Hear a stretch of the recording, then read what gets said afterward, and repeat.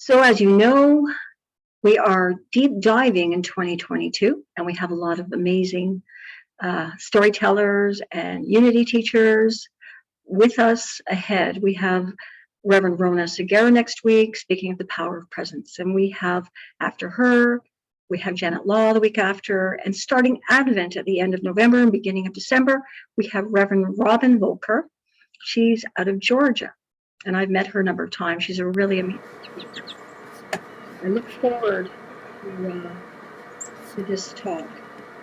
Now I'm going to introduce you to I'm going to introduce you now, just a moment. I want to figure out what's going on here with my video. Okay. So we have today a very fabulous guest.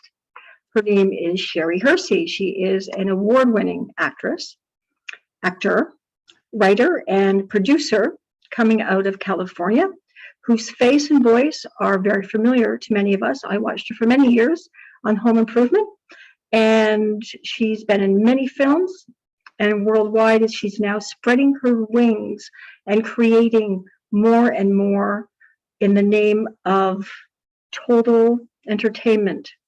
She has developed, written, sang, and acted in Lily's Light, and she is with us today. And I look so forward to hearing from you, Sherry, if you'd like to go ahead and join us.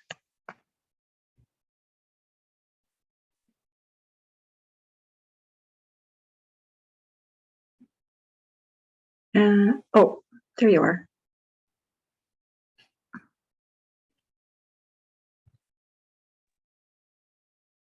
Can you hear me now? Yeah, we can hear you. So good morning, friends. I am so happy to be with you here again. I thank you for inviting me back. I know a few of you may remember me from, gosh, a year ago when I visited, and I shared a lot about my life's journey and my spiritual path with you then. So I'm very excited to know that you're going to be screening my heart project, Lily's Light, the movie. I understand that you'd like to hear a little bit about the making of that movie. So I'm going to share with you my talk called Keep Imagining that I put together for you all. We're going to focus on three things: divine purpose, vivid visions, and the power of imagination. And I love that everything you've already discussed this morning, you've already shared, is so in alignment with what I have to share. I just love how spirit moves. Of course, you probably put that together just for this talk, but to quote New Thought author Neville Goddard, an awakened imagination works with a purpose. It creates and conserves the desirable and transforms or destroys the undesirable. I find that really powerful. A lot of folks have asked me how I found my true purpose. And the question that I ask myself and what I would ask them is, what makes you get up in the morning? You have a little quote about what makes you happy. Do that. What puts a smile on your face? What inspires you and gives you the greatest joy in life? And then what did you spend your spare time doing as a child? Because that's a very telling question. So often the things that we naturally enjoy and gravitate towards as children are the biggest clues. There's no resistance energy to our dreams when we are young and innocent. And there's no limited thinking that we've created and attached to our dreams. According to our beloved Unity founder, Charles Fillmore, it is the childlike mind that finds the kingdom. And that's what we're all looking for. So I'll share, when I was a young girl, I liked to dance and sing, and I loved listening to music and my fairy tale collection of records. I would write scripts. I'd turn these fairy tale stories into scripts, and I'd dress up my younger cousins because I was the oldest, and I especially loved the costuming part. I always have. My grandmother was a seamstress, and she would help me make these like beautiful princess gowns out of my mother's old prom dresses. We would act out the stories, and for my grandmother and my granddaddy and my uncles when they would come back from work. And when we would come home, I would be the narrator, the director, the producer, and we'd put on a show in the country. I remember even when my granddaddy was in the hospital, just before he made his transition, I brought all the cousins to his window at the hospital, and we put on a show there because they weren't allowed to go in and see him. So naturally, it would follow that I became involved in youth theater and as a teenager, and that's when I was discovered, I guess, by a talent agent, and my acting career started at that point. The passion to assist others and myself in creating heaven on earth, which is my passion, wasn't more clearly defined until I got a lot older. Some folks believe that if they just have certain things, or they accomplish certain things, or what they determine are successes, then they will be fulfilled. And sometimes the striving to get there keeps them at a constant state of dissatisfaction and an inability to find a fulfilling purpose. I had sort of the opposite lesson in life. I was at the top of my game. I felt almost undeserving. Why did these wonderful things happen to me when not everybody was able to have that kind of success? I was on a hit TV show. I was happily married, but there was a part of me that did not feel fulfilled in a deep way. So I asked God the question, is this it? Am I living my purpose? Is this what I came here to do? What did I come here to do? And I asked these questions with deep sincerity and a willingness to hear the answers. Shortly after that, a new opportunity presented itself, something I had never done before. I was asked to be the host of a children's musical show for TV. And I would play a singing, dancing, musical teacher, everything that I loved and everything that was up my alley. The creators even asked me to be a producer, which was my first experience. And so I could make creative decisions, because the talent normally weren't allowed to make those kinds of decisions. So I jumped in with both feet, and I learned so much about producing aspects of my industry. Then suddenly everything came to a halt. We were in the middle of production on the series when we found out that the producers had not secured the funding. Production completely stopped, and suddenly it felt like everything in my world started to fall apart at the same time. In the midst of this falling apart period, which was really, as we know, falling together, I was very distraught and very confused. And I had invested a lot of time and money and heart into this. And I asked Spirit, why did I plunge myself into this? Wasn't this what I was supposed to do? And I asked it so loud. I said, why? I was really in one of my dark nights of the soul. And I heard a voice say, so you could learn to do it for yourself. Now, this was the first time in my life that I ever heard that inner voice speak to me so loudly. And I even argued with the voice. I was like, well, I'm not interested in creating a project for myself. And the voice said, well, you're doing it for the kids. And I knew exactly what that meant. And I knew the mission that was supposed to be behind this project that would inspire me. So I began to write. I pulled a notepad over, and a new idea, an entire concept poured into me and poured out on the paper. The idea for a spiritual musical children's story titled Lily's Light. And every aspect of it became clear in my mind, and I kept writing it down. The idea of an enchanted lighthouse that had the ability to illuminate our imagination, that the children could go up to the top of the lighthouse, hold hands with Lily, the lighthouse keeper, and a foster mom, and say, I am the light that shines on me, illuminate the world I see. and they would be taken to an imaginary place where the story, the seed of the story would unfold, and a metaphor for what the lesson would be revealed. Aside from the spiritual content, the earthly mission was to advocate for fostering and adoption and displaced youth. And nothing like this had ever happened to me before. I felt like just the guardian of this project. I knew it would develop and birth in its right and perfect time, and I never doubted that all the pieces would come together, and they did.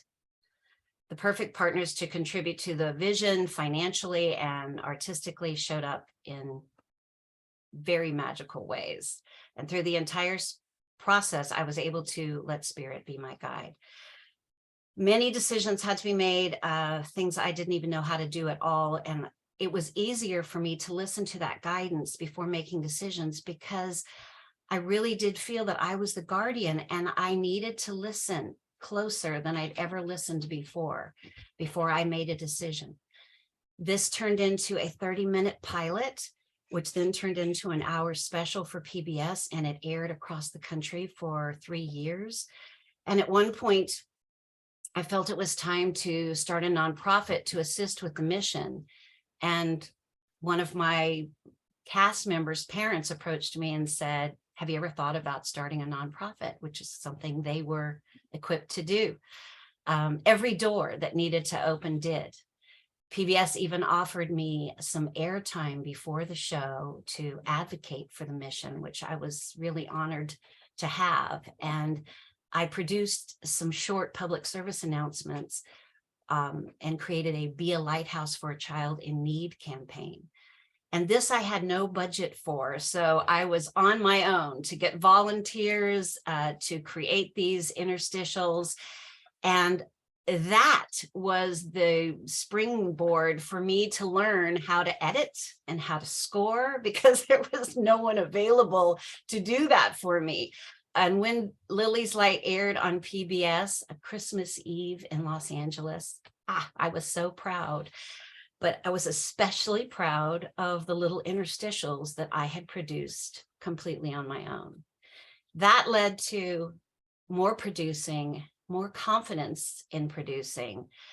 I relate to and love this quote by Charles Fillmore. I'm going to read it. I fairly sizzle with zeal, energy, and enthusiasm, eager to do that which ought to be done by me today.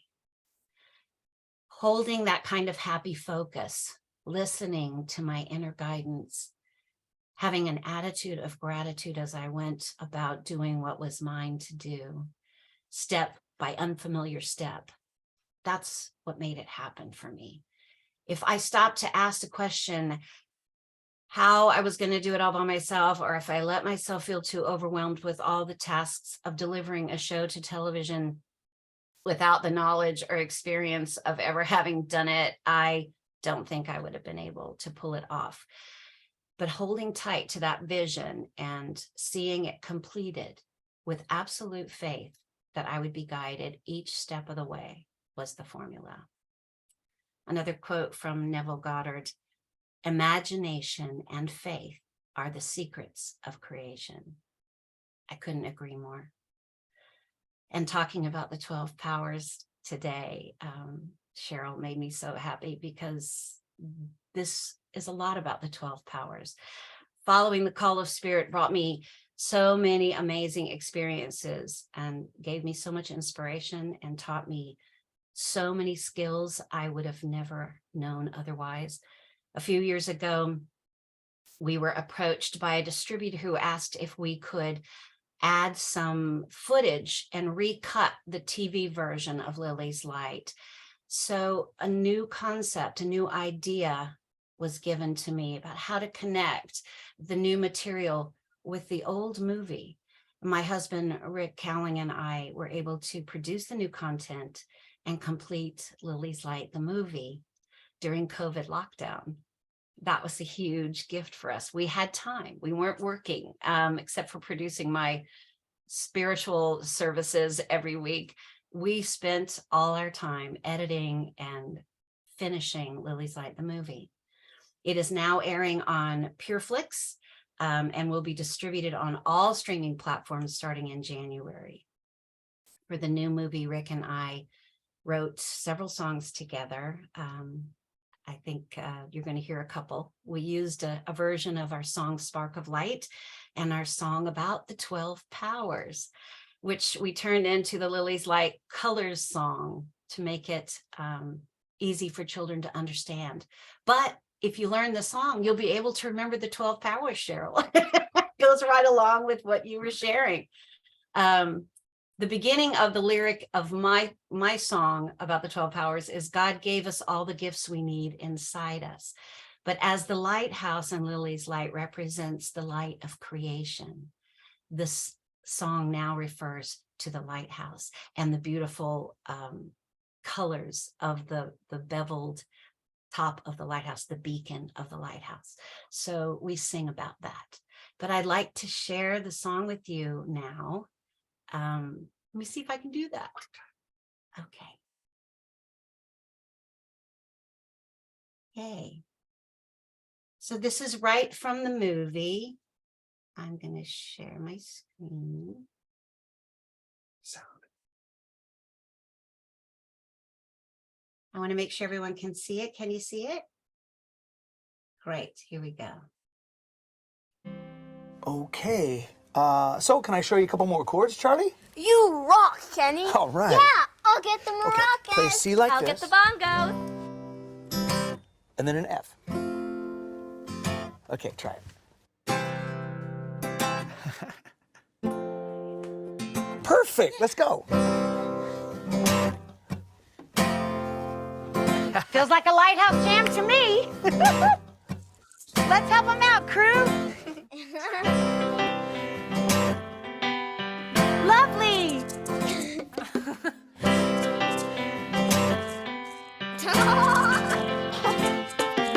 Our lighthouse offers many gifts to guide us.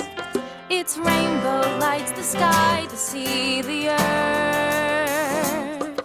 So as we boat or sail along our journey, see the brilliance of the colors and their worth. What's your favorite color, Kenny? Blue. Is for the faith to believe in. Spring green. Will give us strength to carry on. To warm us, yellow's wisdom. Shining like the sun. That's it. Pink for unity, desire, and love. Purple's power to master And create. with imagination like the colors of the sky. Gold for understanding truth and silver for the will to choose to see the good in everything in life. We can choose the good in everything in life. Get another instrument. Okay. Olive green Organized. Adjust. and balance. Orange zeal to give our purpose passions light. Russet for releasing and letting go what doesn't serve. And red to energize our life's sweet life. The lighthouse opens our hearts to see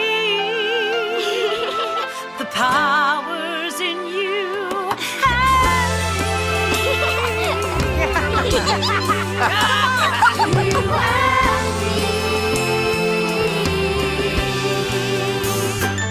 Like precious power to master And create with imagination like the colors of The sky. gold for understanding truth and silver for the will to choose to see the good in everything in life. We can choose the good in everything in life.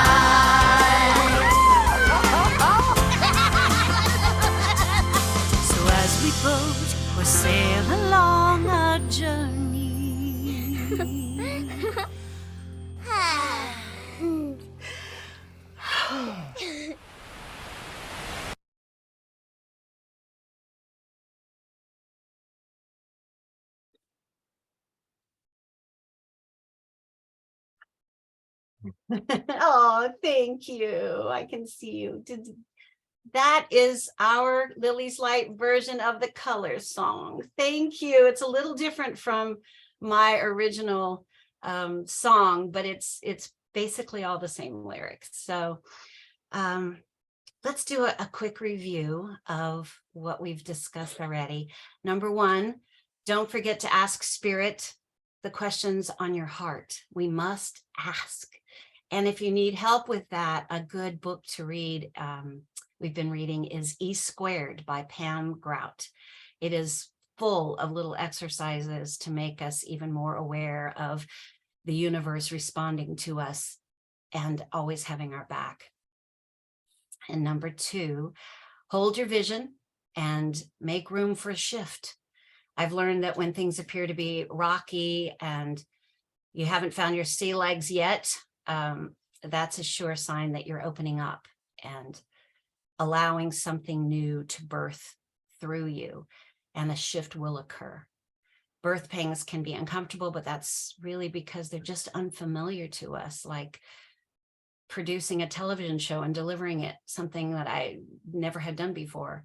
But if we let go and we have faith and we breathe through the changes, then new ideas and direction are born. You know what, that makes me think of something. I want to find another quote that I thought of just now.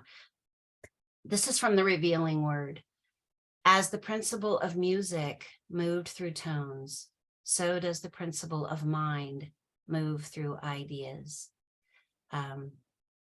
That is something that I thought about last night, and it also resonates with what you were sharing, Anne, when you were talking and your prayer. So I really wanted to share that. That is under principle in the Revealing Word. Number three, keep imagining, because I want you to invite you right now to think about what gave you the greatest joy as a child, what ignited your imagination. There's a song that I want to share with you that Rick and I wrote called Keep Imagining. And the lyric is, every moment of creation, dreams are being born. So close your eyes, imagine it's your dreams taking form. That's it. The memories that you can come up with from childhood that gave you the greatest joys can be a key to help you unlock the closed doors to your true potential and reset the stage of your mind, freeing you from restrictions and limited thinking and any agreements that you made along the way that have stifled your creativity. The goal is to align our hearts and our minds. And it sounds really simple, but it is sometimes us who stands in the way. Sometimes we really need to call on our power of faith along with our power of imagination. And with faith, we just keep imagining, and suddenly these designs in our minds turn into vivid visions.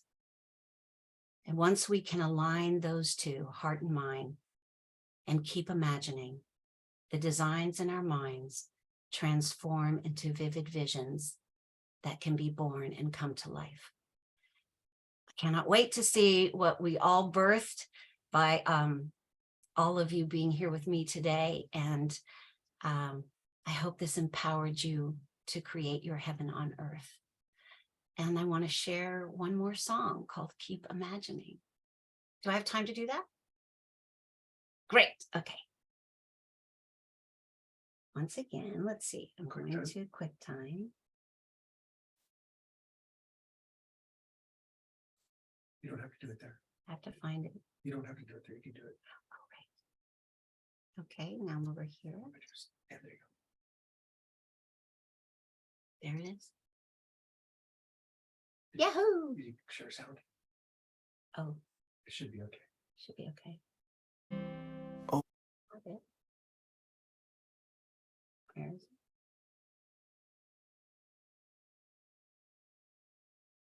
There we go. Make sure we have sound. I didn't check again.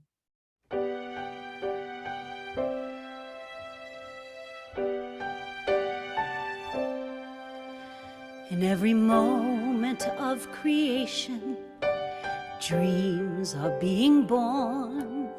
So close your eyes, imagine it's your dreams taking form.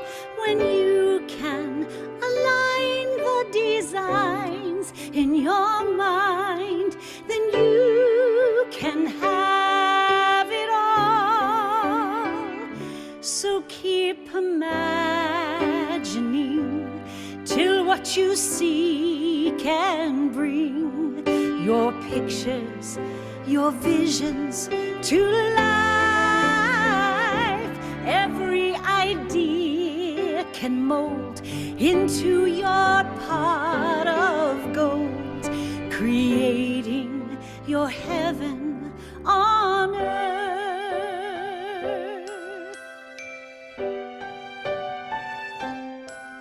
Every spark of inspiration can ignite a fire strong, enough to light your imagination, and the flames burn on and on.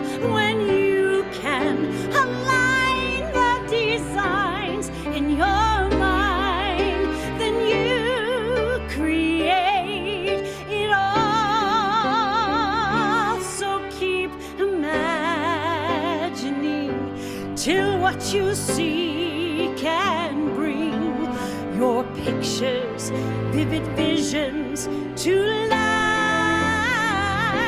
Every idea you mold into your pot of gold, creating your heaven on earth. And once you see it, take action. Every step you become your dream, your dream. So keep imagining, yes, keep imagining. Bring your pictures, your visions to life.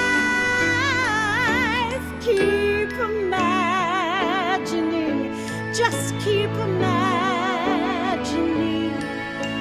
Create your heaven on earth.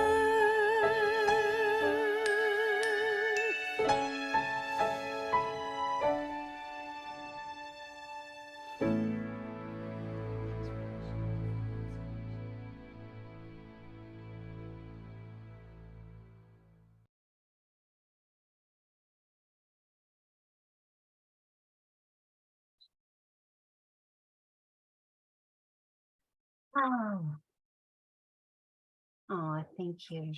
So let's do our meditation. How about we share a meditation together? I'd like you to just take a deep breath, close your eyes, and let's breathe in together and release the breath. Once more, inhale and breathe in together and release. Love is calling us deeper, and I am ready to receive. I breathe deeply into this moment of high awareness. This moment is a new moment. As I breathe into this moment, I am enjoying looking inward. As I breathe out, I feel a sense of calm running down my back. As I breathe in, I feel all the good there is present around me. As I breathe out, I feel any pressure and worry releasing its hold. My shoulders continue to relax. My mind is receptive, and my heart is full to overflowing with love. I am love. Love is calling me deeper. In this moment, I am as curious as a child. I feel giddy, and I expect only good things to happen. As I look with my inner eyes, I can see the beauty in everything and everyone around me. I can easily discard any resistance or negativity through exhalation. I have everything I need. I am one with the divine source of love. I welcome unlimited love and unlimited supply right now. Everything aligns for my highest good. I create anything my heart desires through love. I am a beloved child of God. I am loved. I am love. I am the divine, radiant substance of the universe, made manifest perfectly and completely. I am indestructible health. I am inescapable joy and prosperity. I am invincible protection. I am inexhaustible strength and vitality. I am illuminating divine wisdom. I am the commanding presence of peace in my world and affairs. I am irresistible divine love in harmony with myself and others. And so it is. Amen.